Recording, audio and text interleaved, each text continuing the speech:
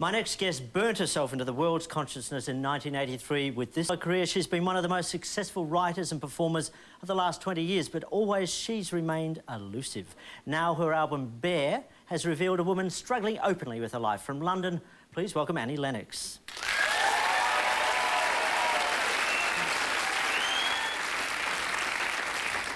Annie, welcome to Enough Rope.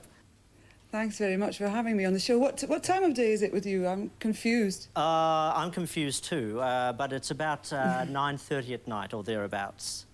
Okay. Okay, but, cool. so you can talk 9:30 at night talk. I'll do my best. Actually, if you are going to insist on talking that Scottish accent, I will have to marry you by the end of the interview, I'm afraid, because I find that accent irresistible. I'll probably have to divorce you later.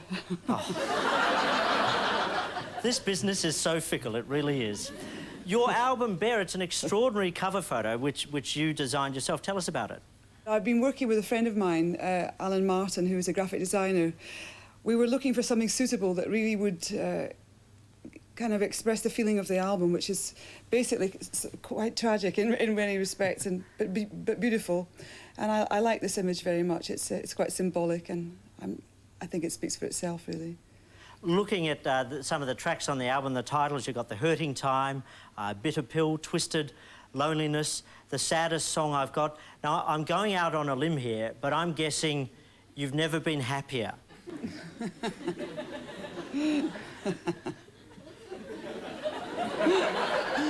Right.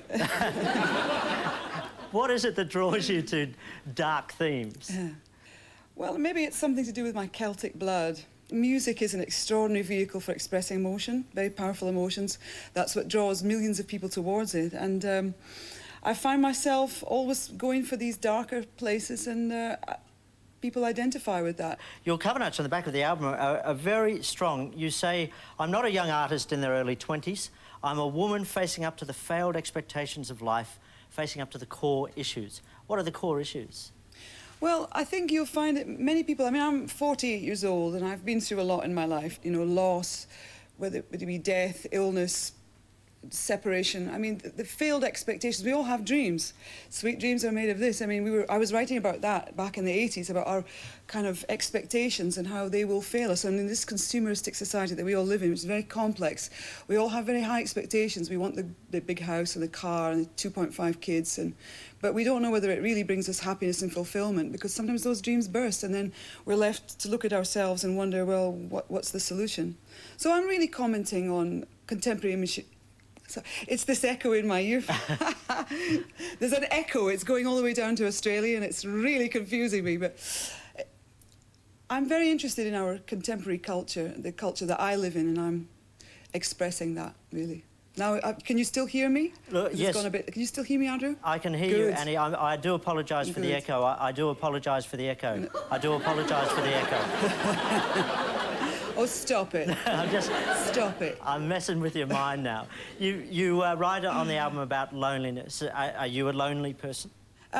Sometimes I have, yeah. I'm an only child, you know, originally. I'm not a child anymore, but I certainly tend to spend a lot of time on my own, and I feel qualified to write about that. And I don't think there are many people that could say they don't know what that is. So I comment on those things. I think they're valid. I mean, a lot of music that you might listen to is pretty vapid. It doesn't always deal with our deeper issues. And these are the things I'm interested in now, particularly at my age. You know, I've been through, like I said, I've been through a lot. And I think, and I hope that people will identify with some of the subject matter that I'm talking about. You know, because life will offer you crisis. Life will give you difficulties. And I think it's really valid to write and sing about these things. When have you been in crisis? Most of my life, I think. You know, I mean, I don't want to go into it now. Down a camera and Andrew with you, I mean... Oh, Annie, come on. Let's move on. Come on, we go back 2 minutes now. I mean, surely. Listen to the album.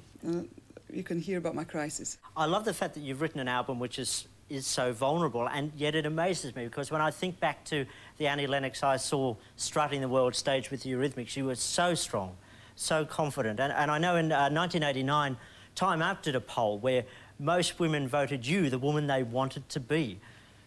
Who do you think they thought that woman was? Well, they probably saw a strong person. I mean, I am a strong person. I have to be strong to do what I do, it's very demanding, very challenging, and I take that challenge on.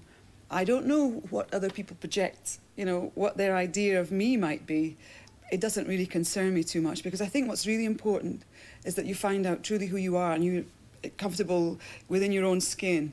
And I'm just very fortunate because I knew that I wanted to be a singer-songwriter when I was much younger, and I've been able to be, you know, to realise that dream, and I'm very pleased with that. And I'm a mixture. I mean, like everybody, there's a fragility and there's a strength, and there's the good and the bad and the black and white. So I don't think I'm any different to anyone else, really. Your daughters, what do they make of your music? They come to the concerts on occasion and they see it, and I don't really know what they think about it. They think it's okay. You know, probably I'm more of an embarrassment to them than anything else, really, like most mums are to their younger daughters, you know. Is it true that you, when Bruce Springsteen came backstage on one occasion, that you basically hid in the dressing room? Yeah, I was too shy. I was too shy to face him, so I just stayed in the dressing room and didn't come out. He waited for a little while, an hour or so, I think. I'm shy, yeah, I'm not, you see, I'm not really, you know, there's a huge industry at the moment of celebrity, and it's really evolved over the last 10, 15 years. And although I'm you know, somebody that's in the public eye from time to time, I don't play that game too much. I don't like it, because I find it very superficial.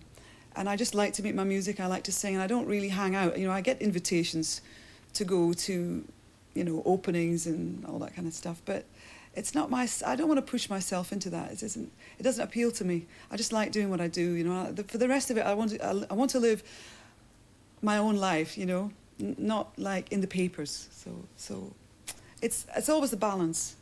We occasionally hear of those moments where a song just tumbles out, perfectly formed. Have you ever had a moment of magic like that? Yes. Yeah. Sisters are doing it for themselves. It was in my head when I woke up one morning. I don't know how it came to be. I wish more songs would come that way. And I just had to write it down. I had a kind of vision in my mind about that song. And Sweet Dreams also was a funny moment, because Dave and I had been trying to write songs all day and it hadn't worked, and we'd kind of almost sort of gotten so frustrated with the situation that it'd become a bit tense. And then all of a sudden something happened where he started with some idea and I had another idea, and the whole thing came in very quickly. I think within about 1 hour we'd written Sweet Dreams, and we knew that that was a very special song. To this day I don't really get it, because it's quite unconventional song in its structure, but people still identify with it. And when I play it live on stage, it's interesting because it sounds as fresh in a way now as it did in the 80s. So I love those songs that, you know, like classic songs that they don't really date, you know, they just last with you. We showed a bit of Sweet Dreams before, and the look that you had in that time seemed to confuse a lot of people. Is it true? I find it hard to believe that when you went to America, MTV wanted to see your birth certificate as proof of your gender? Yeah, there was a little bit of controversy at the time, because the moral majority in America were very concerned about anything that seemed to be pushing the boundaries. I mean, nowadays, that the way I present myself looks almost tame, and it wasn't really meant to be for shock value. There were reasons why I wanted to look that way. There were kind of feminist issues in my mind that I was trying to... I was perceiving myself as good as a man, or equal to a man, and as powerful. And I wanted to look ambiguous, because I thought that was a very interesting statement to make through the media. And it certainly did cause quite a few ripples and interest and shockwaves, and people interpreted it in their various ways. I mean, if you work with the media and you send out messages to millions of people, they're going to ask questions about you, and you know, but I could talk about these things at length, but maybe we don't really have enough time to go into it in depth. I could write a thesis about it, actually. But yes, it was true. Yes, it was true. I'm just amazed that people could be so stupid. This is a country that happily watched the likes of Jack Lemmon and Bob Hope dress up in drag many times over the years. Why were they so confronted by a woman dressed up as a guy? There are many reasons for that, but we don't have time to go into them now. Oh, we may.